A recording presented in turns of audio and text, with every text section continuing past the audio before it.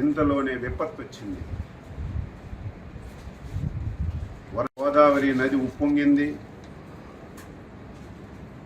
దానివల్ల అటు west Godavari, east గోదావరిలో చాలా ప్రాంతాలు ముంపుకు గురయ్యాయి. చాలా గ్రామాలు ముంపుకు గురై ప్రజలు చాలా అవస్థలు పడుతున్నారు. మీరందరూ సజీవ సాక్షులు. గతంలో కూడా మీరు పనిచేశారు. గత 5 సంవత్సరాలు ఎప్పుడైనా ఒక విపత్తు వస్తే, ఎప్పుడైనా వరదలు వస్తే ముఖ్యమంత్రి ఎప్పుడైనా సరే రివ్యూ తీసుకొని అధికార యంత్రాంగానికి అలర్ట్ చేసినటువంటి రోజు ఒక్కటైనా ఉందా? ఆ రోజు 5 సంవత్సరాల్లో ఒక మంత్రి అయినా, ఒక అధికారి అయినా గ్రామాలకు వెళ్ళి పేదవాడికి పలకరించినటువంటి దాఖలాలు ఎక్కడైనా ఉందా? మొన్న ఎప్పుడైతే భారీ వర్షాలు వస్తాయి, గోదావరి నదికి విపరీతంగా వరద వస్తుందని తెలిస్తే మా విపత్తుల శాఖ మంత్రి శ్రీమతి అనిత గారు జూమ్లో కాన్ఫరెన్స్ తీసుకొని కలెక్టర్కి అలర్ట్ చేశారు. ఏవైతే ముంపు ప్రాంతాలు ఉన్నాయో, ముంపు మండలాలు ఉన్నాయో అధికార యంత్రాంగానికి అప్రమత్తం చేసి ఏ ఒక్క ప్రాణ నష్టం జరగకూడదు, వారందరికీ సురక్షిత ప్రాంతాలకి తరలించడమే కాదు, మీరు చూశారు గతంలో వరదొస్తే తరలించి వారికి బస్తాల్లాగా ఒక స్కూల్లోనో కొట్లోనో పెట్టేయడమే తప్ప ప్రభుత్వాలు చూడక ఆర్తనాదాలు విన్నాం. మాకు భోజనం అందడం లేదు, పిల్లలకు పాలు అందడం లేదు, సకాలంలో నీళ్లు లేవు, టాయిలెట్స్ లేవని. ఈ 5 రోజుల్లో ఎక్కడైనా ఒక వార్త వచ్చిందా? భోజనాలు పెట్టాం, పిల్లలకు పాలు ఇచ్చాం, వాటర్ ఇచ్చాం, వాళ్ళు మళ్ళీ నార్మల్గా వచ్చి ఇంటికి వెళ్ళేసరికి 3,000 రూపాయలు పరిహారం కూడా ఇచ్చి వాళ్ళందరికీ న్యాయం చేశాం. ఈరోజు ఈ 2-3 జిల్లాలు తిరుగుతుంటే గత ప్రభుత్వం పాపాల వల్ల ఏవైతే పురాతనమైనటువంటి కాలువలు ఉన్నాయో, గెడ్డలు ఉన్నాయో 5 సంవత్సరాలు గాలికి వదిలేశారు. కనీస స్థాయిలో మెయింటెనెన్స్ చేయలేదు.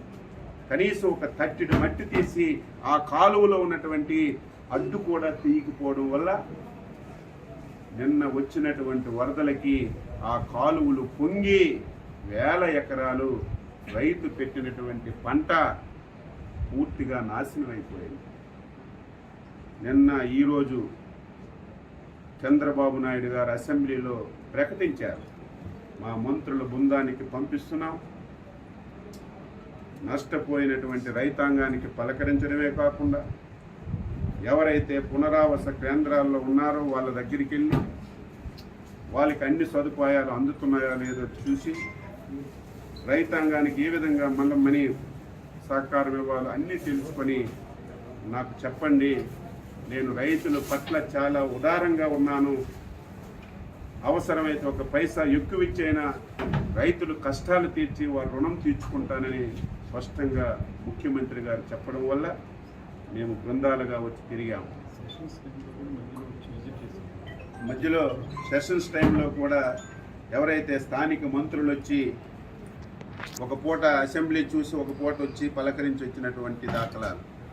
నిన్న ప్రజలు 5 సంవత్సరాలు ఇటువంటి పరిస్థితి ఉంటే ఒక్క ఆఫీసర్ రావడం కానీ, ఒక్క మంత్రి రావడం కానీ, ఒక ఎమ్మెల్యే రావడం కానీ మేము ఎప్పుడు చూడలేదు. మీరు వచ్చారు, ఇదే మాకు ఆనందం అని మీ సాక్షిగానే చాలామంది నిన్న వారి హర్షాన్ని తెలియజేశారు. ఈరోజు ఈ ప్రాంతం నాశనం అవ్వడానికి ప్రధాన కారణం ఎర్ర కాలువ. ఇది జంగారెడ్డిగూడెంలో స్టార్ట్ అయ్యి మళ్ళీ భీమవరంలో ఎండ్ అవుతుంది. ఈ కాలువ అస్తవ్యస్తంగా ఉంది. ఈ కాలువ వల్ల సుమారుగా 20 నియోజకవర్గాల్లో ప్రతి సంవత్సరం చేతికొచ్చిన పంట పోతుంది, పెట్టుబడి పెట్టిన పంట పోతుంది. ఈ కాలువని శాశ్వతంగా ఈ సమస్యని పరిష్కరించాలని ఒక ఆలోచన చేస్తున్నాం. అందుకే జిల్లా యంత్రాంగానికి చెప్పాం, తాత్కాలికంగా ఏవైతే గుంతలు పడ్డాయో ఆ గుంతలన్నీ పూడ్చమని చెప్పి ఆదేశాలు ఇచ్చాం.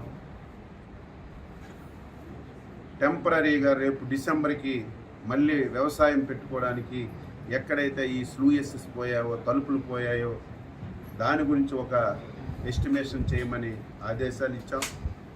మళ్ళీ ఈ 2 జిల్లాల మంత్రులు ఎమ్మెల్యేలు అందరం కూర్చొని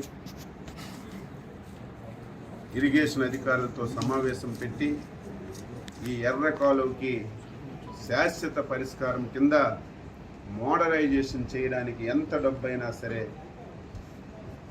చంద్రబాబు నాయుడు గారి దృష్టిలో పెట్టి ఈ 5 సంవత్సరాల్లో శాశ్వత పరిష్కారం చూపి స్వతంత్రం వచ్చిన నుంచి పడుతున్నటువంటి ఈ బాధని తొలగించాలని చిత్తశుద్ధితో అంకిత భావంతో పనిచేస్తామని చెప్పి సందర్భంగా తెలియజేస్తూ